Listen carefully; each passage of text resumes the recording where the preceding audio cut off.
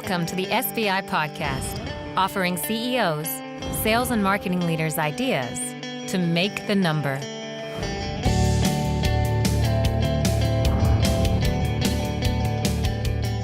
Welcome to the SBI Podcast, a weekly broadcast dedicated to helping you make your number by getting your peers to share with you how they are making theirs. Today we're going to demonstrate how to attract and retain A players. And the reason why we want to do that is because A players typically generate 5 times more revenue than B players and 10 times more revenue than C players. So why this topic? Well, relying on the heroic efforts of a few eventually catches up with you. When 20% of your sales team produces 80% of the revenue, something has gone wrong. The labor expense associated with the sales team incurred by the company has to be justified, or a headcount reduction is warranted. And tolerating underperformers and hiring mistakes and very long new hire productivity cycles all lead to missed revenue targets and typically also lead to job loss for the head of sales. My name's Greg Alexander. I'm the CEO of SBI and I'm your host. And helping me today with our demonstration is a fan of the show. His name is Eric Janssen, and he's the Chief Revenue Officer at Intellityx. Welcome to the show, and please introduce yourself to the audience. Thanks very much, Greg. I appreciate the opportunity. My name is Eric Janssen. I'm the Chief Revenue Officer of a company called Intellityx. You may recognize us mostly from the large music festivals or sporting events that we work with, such as Tomorrowland or Coachella or the Ryder Cup, and we are most well known for making the guest experience more seamless by layering on our technology, which is most well known for putting your ticket and your wallet onto one single wearable, typically a wristband. Okay, very good. And Eric, as I understand it, you're an emerging growth company. Is that correct? Correct. Okay. So this is one of the reasons why I wanted to have you on the show, is because sometimes our show is, the guests on our show are dominated by large company executives. And our analytics tells us there's quite a few listeners in our audience and viewers of our video podcasts that are in the emerging growth category. So we wanted to have one of their peers on the phone. You certainly fit the bill there. And my questions are going to be in that context.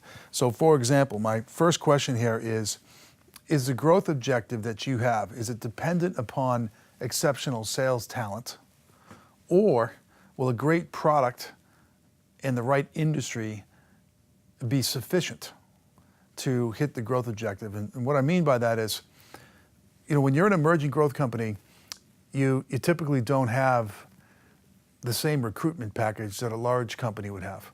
Maybe your benefits aren't as good, maybe your comp plan isn't good, maybe your perks aren't as good, et cetera, et cetera. And therefore attracting superstar sales talent is really hard to do.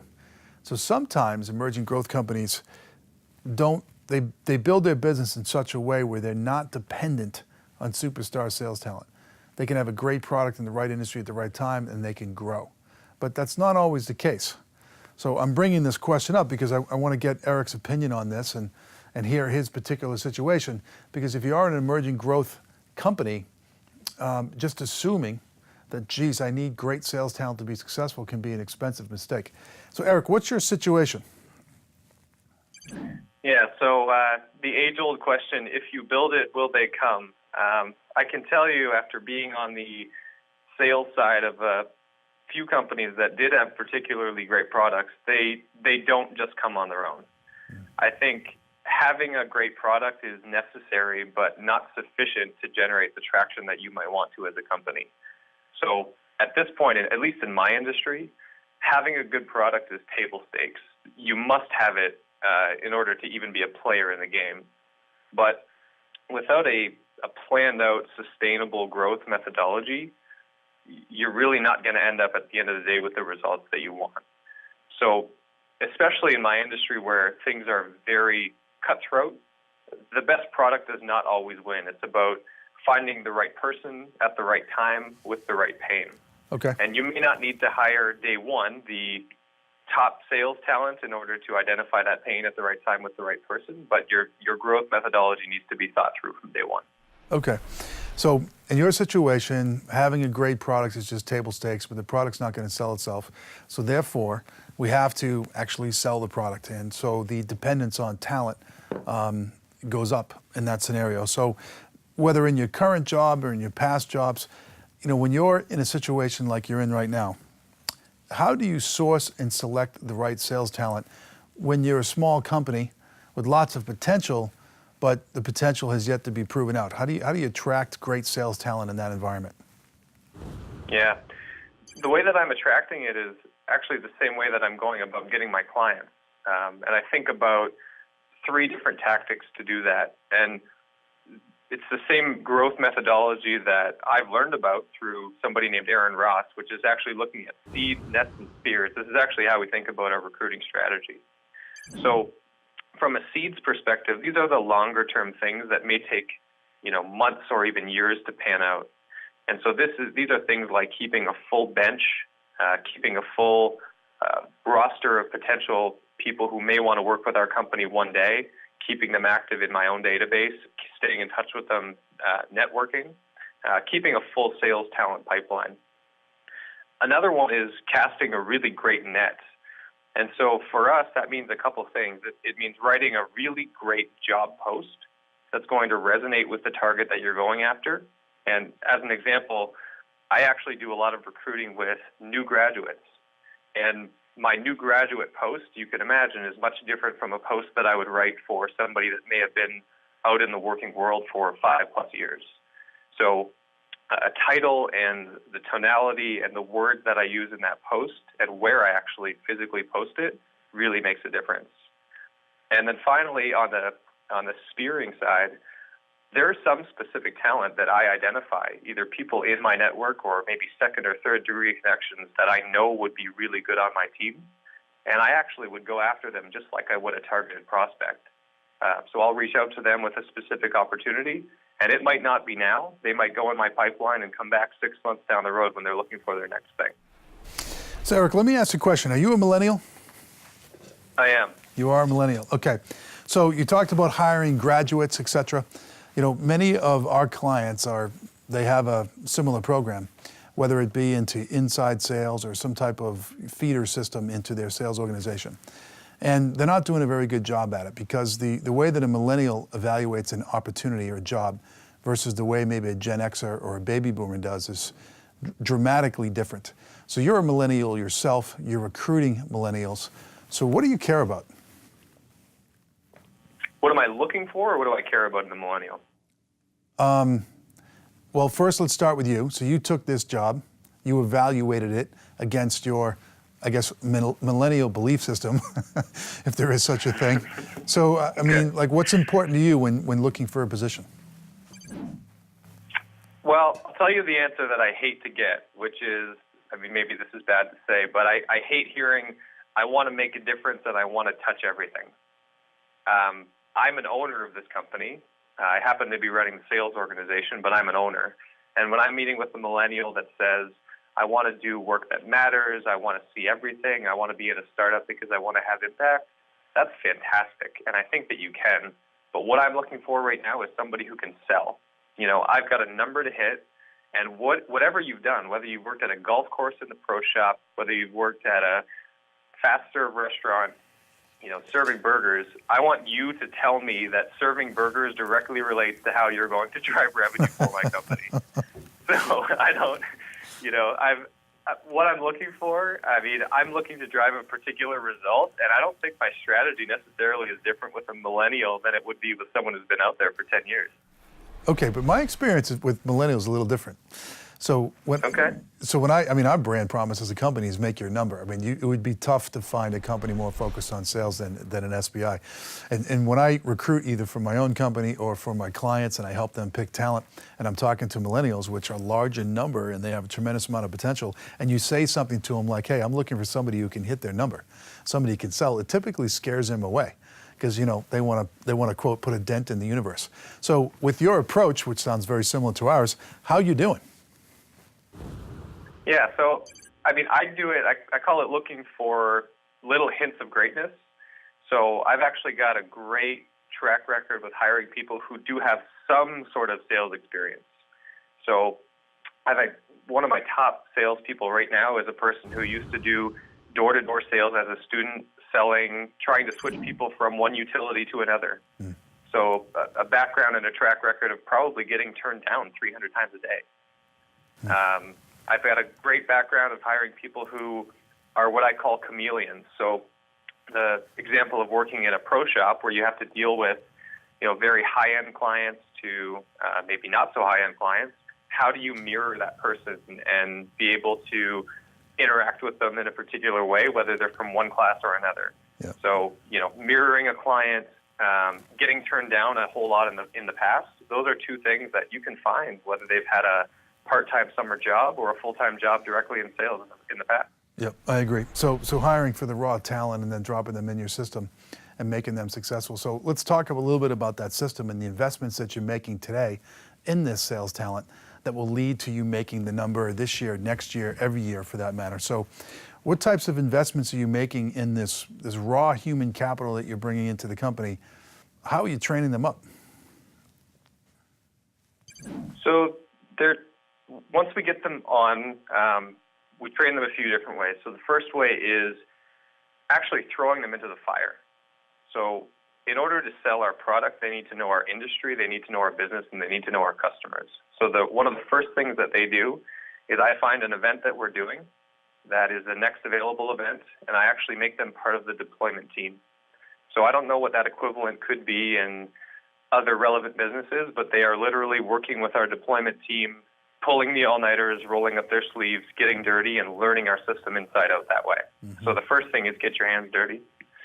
The second one is we've actually got a very good formal sales process, and I'm actually holding their hands through every step of that sales process, and they get certified at every step along the way. So certification on prospecting, certification on discovery calls. I'm partnering them up with someone who is a full-time member of my sales team who's actually what I would consider an expert or very, very good at that particular step of the process, and they would actually get certified on that particular step. So those are a few things that we're doing to get them started on the right foot. Yeah, those are great examples. I think about my own past. Years ago, I was VP of Sales and Marketing for a company called Recall, and they were in the document shredding business. So here I come in as a senior executive, direct report to the CEO. First thing they had me do was ride around in the truck and shred documents for a week. And it's the exact same thing. Yeah, and believe me, I gained an appreciation for our clients, what we did for them, our employees, what they did, et cetera, et cetera. So I think that is a best practice. So for those that are listening out there, if you're like Eric and you're going to go after these millennials, if you will, this is an effective thing to do to teach them to be successful and to take that raw talent and try to nurture them and develop them so that they can hit the number for you. All right, we're going to take a quick break from the interview to invite you to participate in a remarkable experience. I would like to personally invite you to the studio. Designed for leaders who are ready to turn up their volume on revenue growth, the studio is a one-of-a-kind destination. It's a multi-million-dollar executive briefing center. And inside this executive briefing center, we bring together emerging best practices, proven methodologies, and experiential learning, all under one roof. These immersive sessions allow you to break away from the routine so you can focus on strengthening your skills and improving your performance.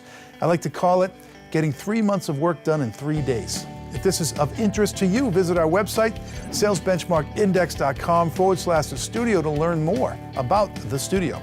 You're listening to the SBI podcast. We'll be back in a second.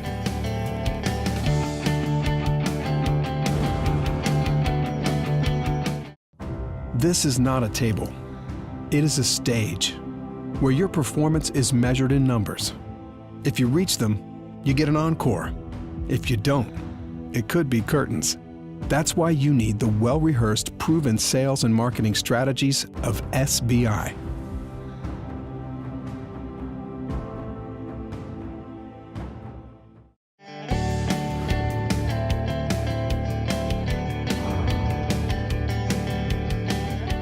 Welcome back, everybody. You're listening to the SBI podcast. This is Greg Alexander, and today's guest is Eric Janssen.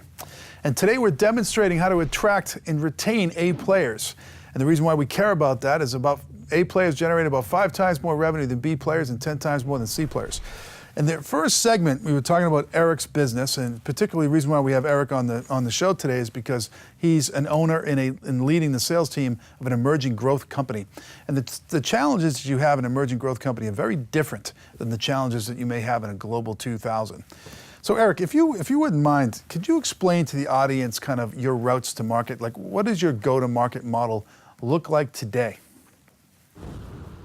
So our go-to-market has actually changed over time. We are despite the fact that we're an emerging growth company, we are truly global. So we do business in over 22 countries, at least we did last year. And so our strategy has been always that we want to go after one of the biggest events in that country, because what we see is that once one of the big events is opened up or uses our technology, a lot of the mid-size or smaller events want to follow along.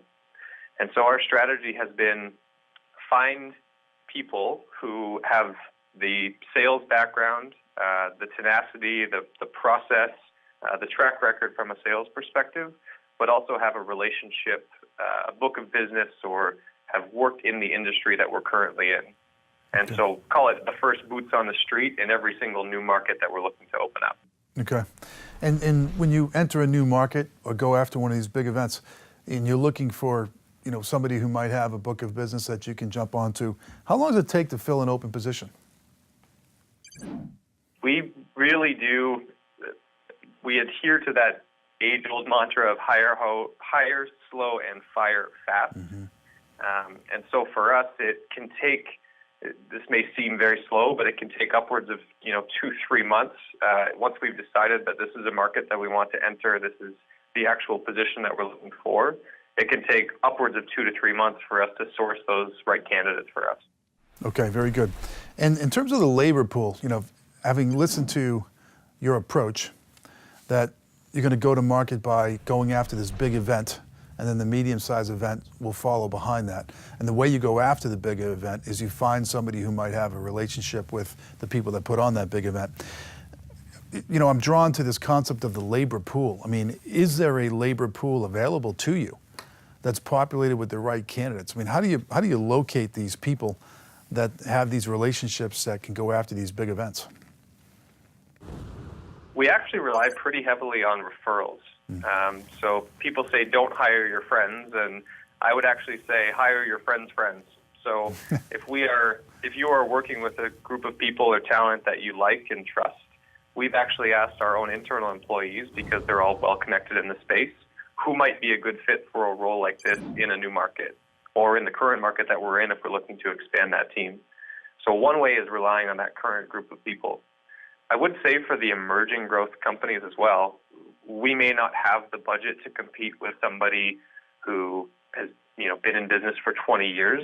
And so I've made a career out of hiring for trajectory, not necessarily experience. Mm-hmm. So I'm always looking for, one, people within that network that my current great team knows and trusts, and then two, people who are looking to punch above their weight belt. Fantastic. Hire for trajectory versus hiring for experience. I love that. All right, on that note, let's take another quick break. Would you like to implement some of the things Eric has spoken to you about today? If so, I think we can help you. Consider having one of our experts spend some time with you in a workshop. If you want to get a feel for what's covered in the workshop, go to sbi.tips/2017 workbook and download a copy of the tool that we use in these workshops. All right, we got one more segment. Stick around after the break. We'll be right back.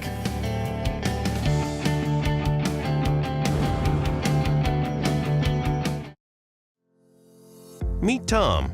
He's the CEO of a leading medical device company, and this is his business partner, the latest SBI Workbook. Every day, Tom uses the workbook to guide his sales and marketing vision. The yellow sticky? That's his corporate strategy. The pink sticky? His product roadmap. The dog-eared section? That's where Tom's mapped out next year's growth plan. The stain on the cover? That's from the champagne he popped open when they made their Q4 number. That was a good day, wasn't it, Mr. Workbook? How do you SBI? Take it to the next level with the SBI Workbook. Order your copy today at howdoyousbi.com.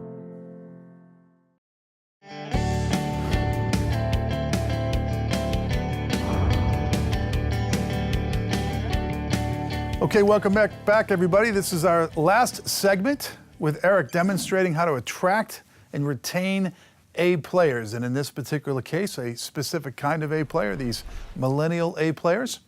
And the reason why we care is that A players generate 5 times more revenue than Bs and 10 times more revenue than Cs. So we're going to jump back into our questions here. So Eric,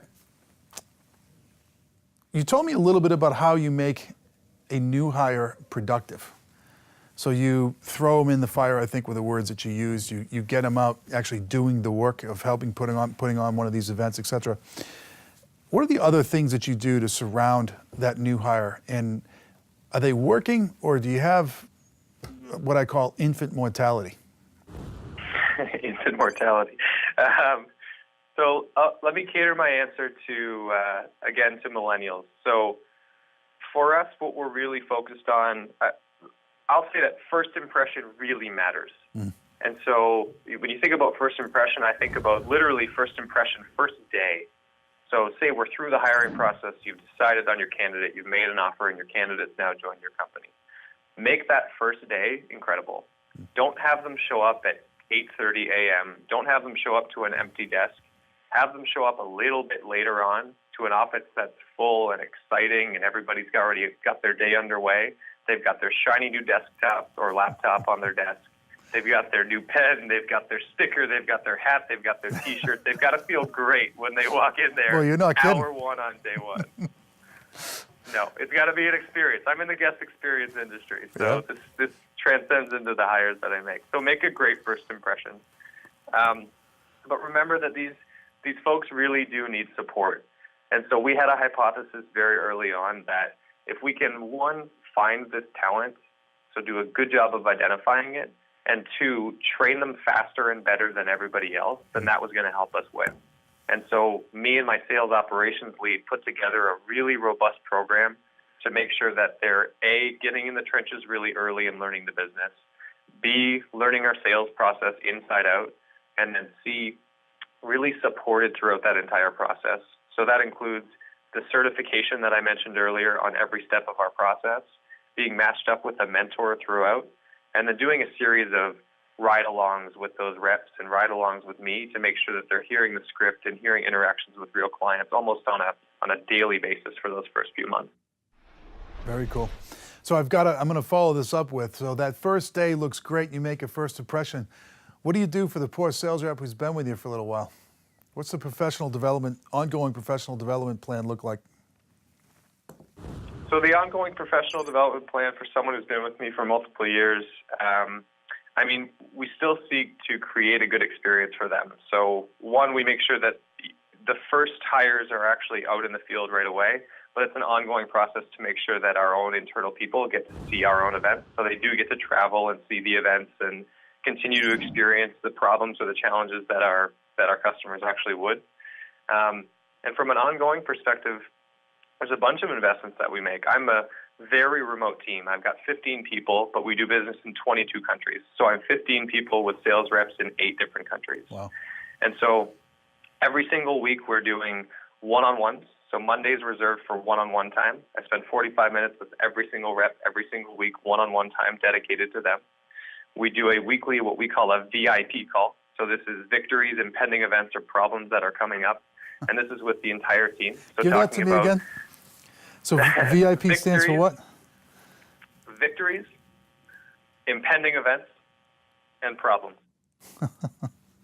That's a great acronym. I was thinking VIP in the traditional sense, very important people, but that's a good way to phrase that. I like that. No, this is not job justification. Look at all the great things I did this week. These are the wins that I had. These are the big meetings that I have coming up, and these are the challenges that I had in the past week. And this is probably our best call that we do. It takes about 90 minutes, and we're really getting into specific issues that the reps are facing. Yep. And then finally, we do a team meeting. We have a Thursday team meeting. This is sort of the administrative catch-all for everything that's new product releases, new features, new tech that we're leveraging, the other general admin things that come up on a weekly basis. Yeah.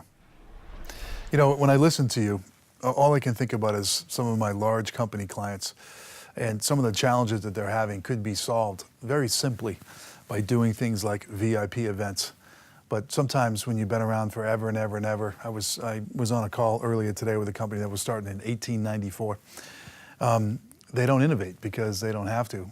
But yet when you're a smaller firm like yours, and you got 15 people spread in all these different countries, you have to do these things to keep everybody engaged. So what's the phrase? I think necessity is the mother of innovation or something like that. I can't remember exactly what the phrase is, but you get my point. That's it. Yeah. I grew up in Windsor, Ontario, which is very historically an automotive manufacturing, tool and mold, like very old school, more traditional businesses. And I see such a huge opportunity to plug in this new school, new tech, new sales mindset to very traditional old school businesses. That's a huge opportunity for us right now. Yeah. All right, well, listen, we're running out of time here, but before we go, I wanted to kind of share with the audience our little story here and how you became a guest on the show. So Eric has been a longtime consumer of SBI's content, and he reached out to me and just with a quick note said, hey, thanks for producing everything that you do. I've learned about it, et cetera, et cetera. And I was looking for somebody who was in this emerging market space, and I wanted somebody to be able to come on the show and speak from that experience. So Eric was the perfect guy for that. But Eric, if you wouldn't mind, could you share with the audience, how you engage with our content, how you use our content, how you first became aware of us? How are you leveraging the body of work that we've created? You are probably the one email that gets forwarded and passed along the most within my organization. So I think I originally came in touch, may have been through a podcast, a frequent podcast listener just in general. So I came across first through the podcast, and this became, when I'm home and not traveling, it's got about a 45-minute commute, so I'm home maybe 50% of the time. And so this became my to and from work podcast to listen to on a daily basis. From there, moved to the newsletters, and then subsequently downloaded the workbook. And the workbook is actually a team activity that we've used and gone through. And I've just been recently introduced to a few folks on your team, and I'm actually planning on making a trip out to the studio. So fantastic. I'm all in. Well, I appreciate you sharing that. And the reason why I ask is that, for those that are listening, think about things like that. Your commute. Do you have a commute? Is it 45 minutes? If it is, instead of kind of zoning out to 80s rock or something like that, you could be listening to a podcast and learning some things. The workbook, using that broadly throughout your company and putting everybody through those exercises, right? So it makes us feel great to hear people like Eric using all this stuff, because we create a lot of content and put a lot of thought into it. So it's personally gratifying to hear somebody like yourself, Eric, using it. So just wanted to give you a big thanks and let you know that everybody here from SBI has heard about you, has heard about your story, and we're pulling for you.